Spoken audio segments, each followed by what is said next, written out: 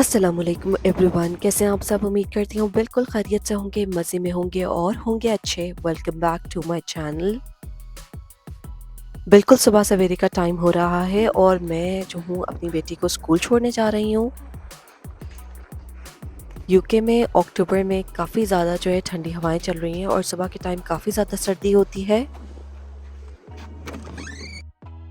यहाँ मैं बना रही थी नाश्ता और नाश्ते में आज मैं यही सोच रही थी कि मैं मिल्क और सीरियल ले लेती हूँ, तो वही बना लिया था मैंने।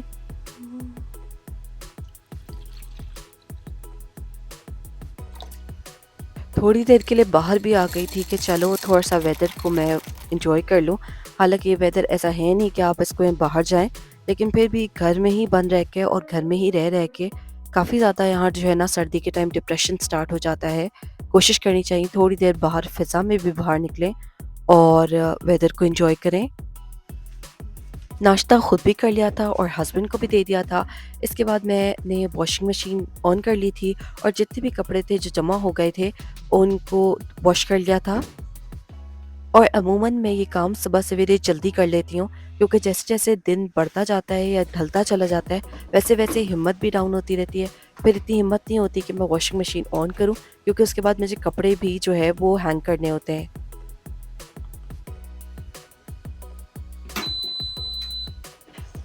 वॉशिंग मशीन मैंने कर दी थी ऑन और साथ ही मैंने जो है स्टोव टॉप्स को भी क्लीन कर लिया था।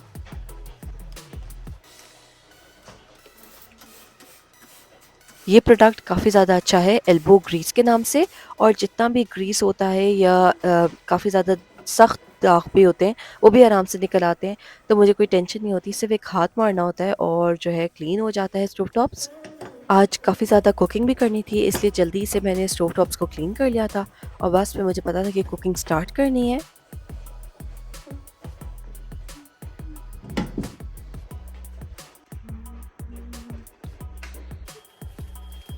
साथ ही साथ अप्लायंसेस वगैरह भी क्लीन कर ली थी।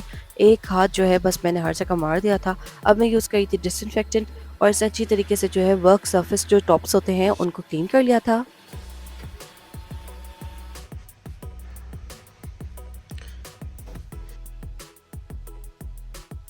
वैक्यूम एक वाहिद चीज़ है जो मुझे हर 2 दिन में 1 दफ़ा तो करनी ही पड़ती है। अगर मैं इग्नोर कर दूँ, एक दिन ना करूँ, तो फिर कारपेट्स बहुत ज़्यादा बुरी लगना शुरू हो जाती हैं और उनके ऊपर जो डस्ट होती है और डर्ट होती है वो वाज़ेह होना शुरू हो जाती है। बस अभी मैं वैक्यूम ही कर रही थी और शायद एक आध रूम रह गया था जिसको मुझे वैक्यूम करना था। इतनी देर में ग्रॉसरी आ गई थी और फिर बस मैं वैक्यूम छोड़कर ग्रॉसरी कलेक्ट करने शुरू हो गई थी। ग्रॉसरी जो है मैंने कलेक्ट कर ली थी और इसमें मैंने काफ़ी ज़्यादा चीज़ें जो हैं वो बेकिंग के रिलेटेड मंगवाई थी, क्योंकि सभी चीज़ें मेरी तकरीबन ख़त्म हो गई थी। Specially chocolate. चॉकलेट एक वाहिद चीज़ है जिसको मुझे रिस्टॉक करना पड़ जाता है हर वीक के ही हिसाब से। काफ़ी सारी प्रोडक्ट्स जो हैं इसी से बनती हैं और मैं इसका स्टॉक हमेशा अपने पास रखती हूँ। फ्रूट अभी ग्रॉसरी में बिल्कुल फ्रेश ही आया था, तो सोचा कट कर लूँ और सबको दे दूँ ताकि सब कंज्यूम कर लें। फ्रूट अगर मैं कट नहीं करूँ तो इग्नोर ही हो जाता है, कोई भी नहीं खाता।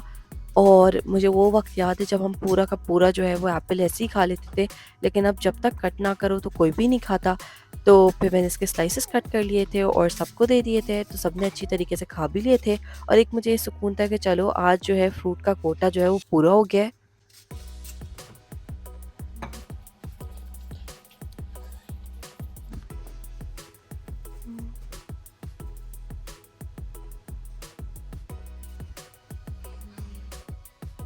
फ्रूट मैंने कंज़्यूम कर लिया था और जब फ्रेश फ्रूट हो तो फिर खाने में भी बहुत मज़ा आता है। बस इसके बाद मैंने जो है कुकीज़ का ये ऑर्डर पैक करना शुरू कर दिया था। ये 30 कुकीज़ थे जिनको मैं इंडिविजुअली रैप कर रही थी और साथ में जो है अपना बिज़नेस कार्ड भी इसमें लगा रही थी। ये बहुत ही क्यूट पार्टी फेवर्स हैं और लिटरली मुझे बहुत अच्छे लग रहे थे जब पैक हो गए थे तो। अपने शौक के सारे काम मैंने कर लिए थे, यानी आज मैंने बेकिंग का क्राइटेरिया या कोटा जो है वो पूरा मुकम्मल ही कर लिया था। तो बस अब मैं आ गई थी किचन में दोबारा कुकिंग करने के लिए और यहाँ मैं बना रही थी तंदूरी चिकन स्क्यूवर्स। तो इसकी रेसिपी आपके साथ शेयर करती हूँ। सबसे पहले मैंने यहाँ ले लिया चिकन और इसके अंदर शामिल कर लिया ginger garlic paste, salt, red chilli flakes, red chilli powder. साथ ही साथ इसमें शामिल कर देंगे हल्दी powder, cumin powder, coriander powder, chaat masala, lemon juice, orange food colour और योगर्ट डाल के मैंने इसको अच्छी तरीके से मैरिनेट कर दिया था फॉर अबाउट 30 मिनट्स।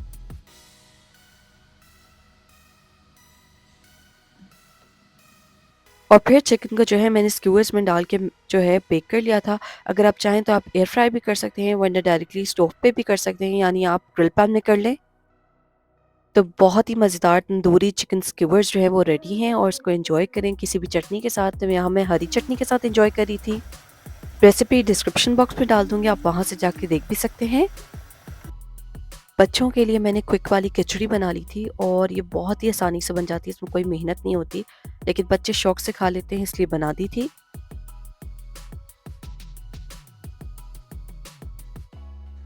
साथ ही साथ बना के दिया था हस्बैंड को प्रोटीन शेक। और मुझे नहीं पता क्या है, मैं सही तरह बंद भी करती हूँ, फिर भी थोड़ा बहुत जो है लिक्विड बाहर गिर ही जाता है, जिसको मुझे क्लीन करना पड़ता है। 3-4 दफ़ा जब मैं बंद करती हूँ तो फिर जाके जो है इसका कैप बंद होता है। तो ये नुकसान मेरा हमेशा का रहा।